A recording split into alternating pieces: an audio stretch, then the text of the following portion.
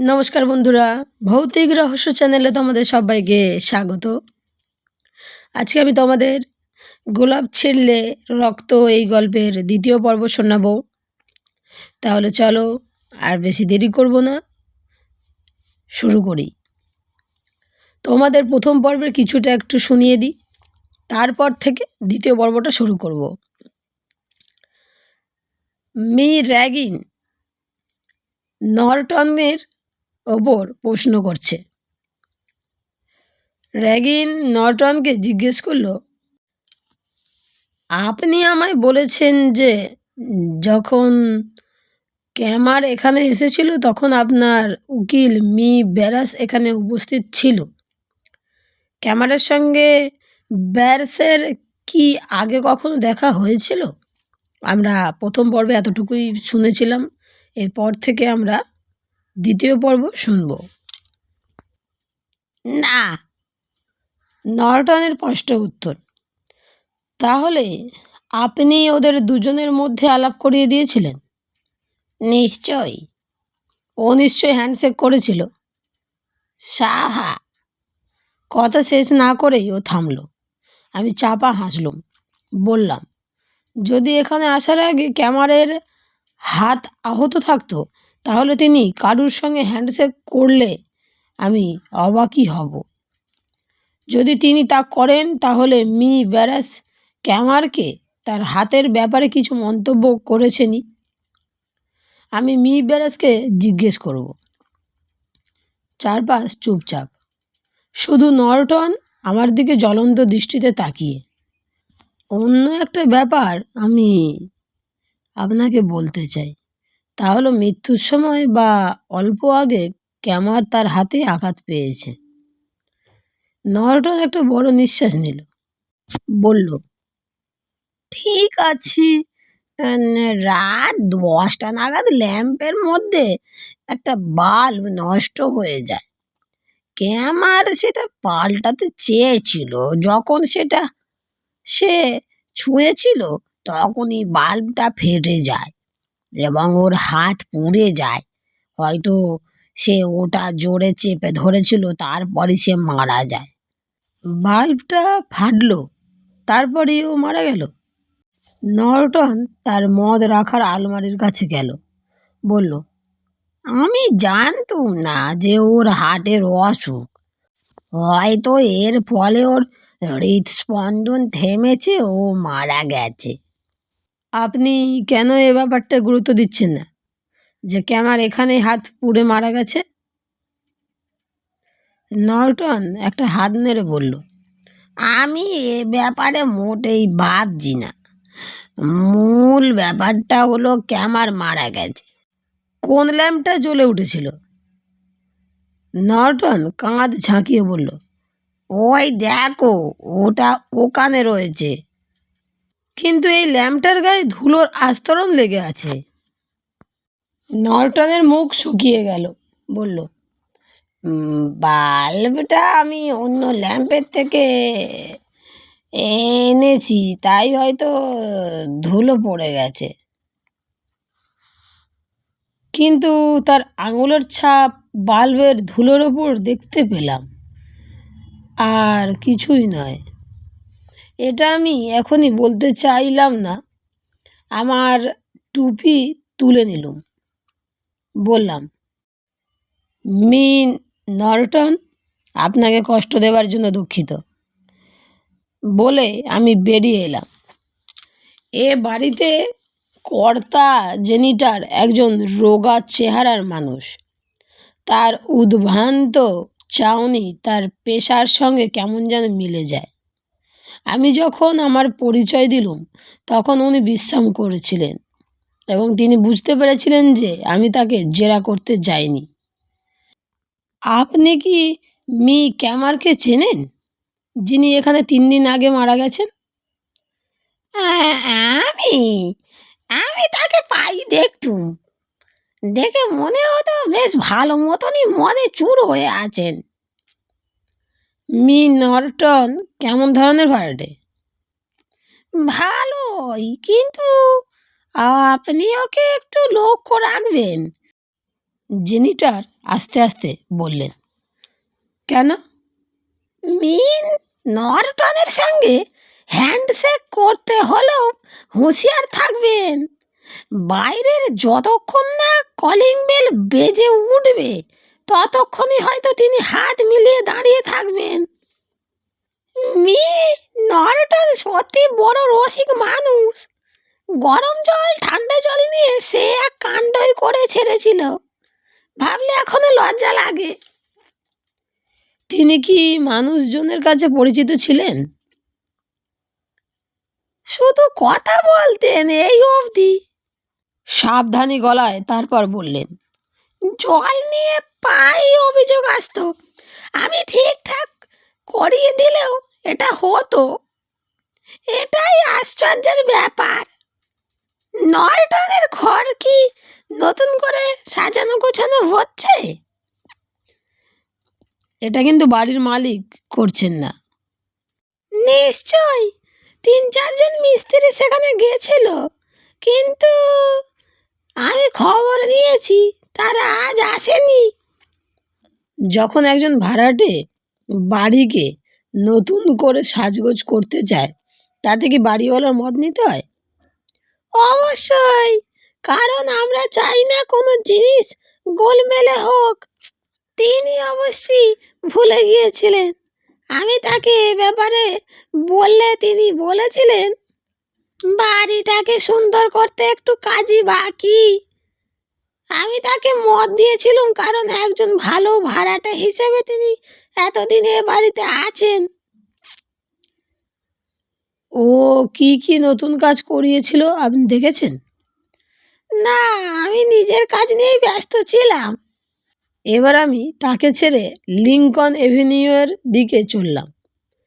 Thelma ক্যামারের চুল কালো, চেহারায় মলিন বিষণ্ণতা। বললেন, বলুন মি রিগেন। আমি ঠিক করলাম তাকে সেই উত্তরাধিকারীর বদল হবার কথা বলবো, যদি তিনি এর মধ্যে না জেনে থাকেন। বললাম, মিসেস ক্যামার, আপনি কি জানেন যে আপনি আপনার স্বামীর ইন্স্যুরেন্স পলিসির উত্তরাধিকারী নন? ফ্যাকাশে মুখ কেটে কেটে মিসেস ক্যামার বললেন, এ অসম্ভব। যখন বব পলিসি তোলে তখন আমি জানি যে সে আমার উত্তরাধিকারিণী করেছে। আমি দুঃখিত, বব এটা 6 মাস আগে বদলেছে। চোখ ছোট করে মিসেস ক্যামার বললেন, এখন তাহলে উত্তরাধিকারিণী কে? Miss Helen মরল্যান্ড। আপনাদের কোম্পানি এটা আমাকে আগে বলেনি কেন? এটা আমাদের কাজের আওতার মধ্যে পড়ে না। একজন লোক ইচ্ছে করলেই তার উত্তরাধিকারী বদলাতে পারে, আর এটা কাউকে জানানো না জানানো পুরো তার ইচ্ছের ওপর।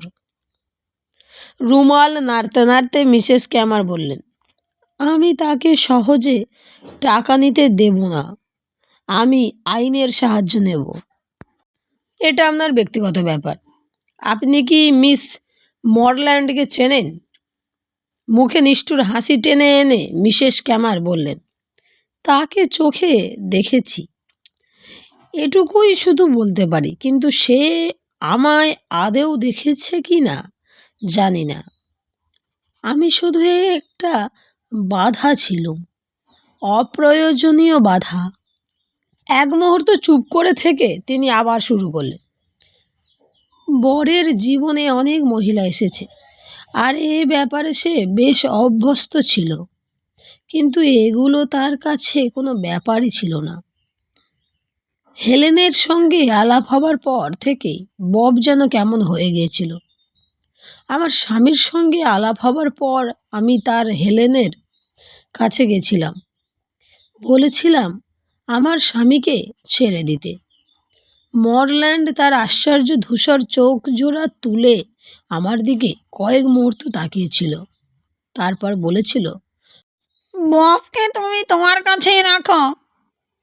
স্মৃতিচারণ করতে করতে থেলমা বললেন, বব পুরোপুরি ওর মোহে পড়ে গেছিল, কিন্তু মরল্যান্ড ওকে বিশেষ পাত্তা দিত না। আমার মনে হয় সে কাউকেই চাইতো না। আমাকে, আমার স্বামীকে ফিরিয়ে নিয়ে যাবার কথা বলে সে আবার ছবি আঁকায় মন দিয়েছিল। আপনার স্বামী কি তার সঙ্গে দেখা করতে যেতেন? হ্যাঁ, ছবি আঁকা দেখতে যেতেন। মিস মারল্যান্ড কি একজন শিল্পী? সে ছবি আঁকতো বটে, তবে মনে হতো সে কোনো কিছুর জন্য অপেক্ষা করত। আপনি কি জানতেন যে আপনার স্বামীর হার্টের অসুখ ছিল? না, তিনি কখনো আমাকে বলেনি। আপনার স্বামী নিজেও কি অসুখের কথা জানতেন? আমি বলতে পারবো না, কিন্তু মরল্যান্ডের সঙ্গে মেশার পর গত 6 মাস ধরে তিনি অসুস্থ ছিলেন।